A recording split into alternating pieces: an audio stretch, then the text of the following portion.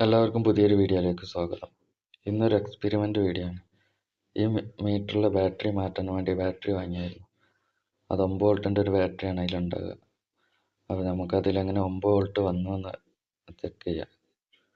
അതാണ് ഇന്നത്തെ വീഡിയോ. നിങ്ങൾക്കറിയാലോ, ഒരു ബാറ്ററി തന്നെ 1.5 വോൾട്ടാണ് ഉണ്ടാവുക.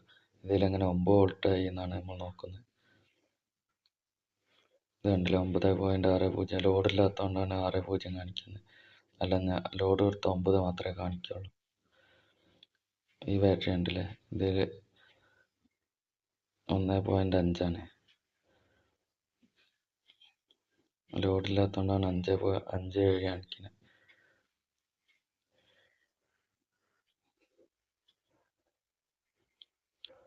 ആ ബാറ്ററി അതിൽ മാറ്റിയിട്ടിട്ട് ഇത് പഴയ ബാറ്ററി നമുക്കൊന്ന് പൊളിച്ച് നോക്കാം.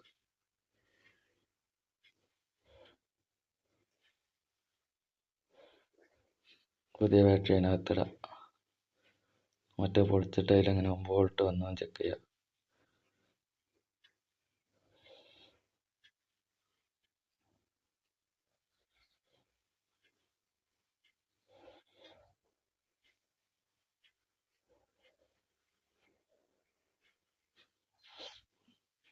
അങ്ങനെ അതിൽ ബാറ്ററി പുതിയ ഇട്ട്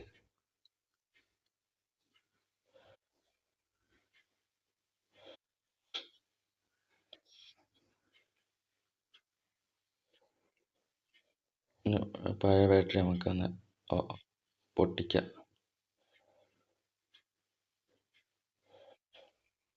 അതിലിപ്പോൾ വോൾട്ടൊന്നും കാണിക്കുന്നില്ല. അതിൽ ചാർജ് ഇല്ലാത്തതുകൊണ്ട് വോൾട്ട് കാണിക്കുന്നില്ല.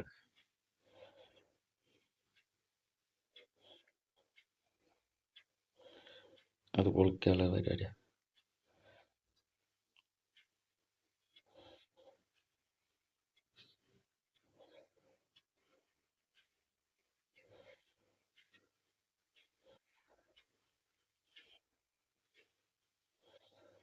ഇത്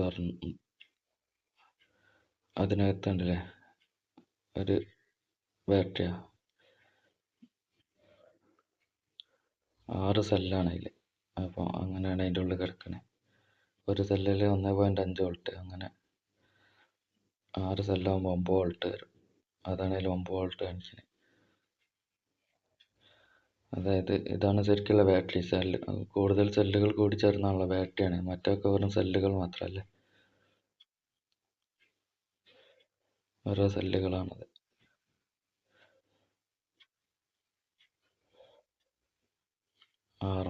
ഓരോന്ന് 1.5 ആകുമ്പോൾ 6 ആകുമ്പോൾ 9 വോൾട്ടായി. അങ്ങനെയാണ് 9 വോൾട്ട് വരുന്നത്.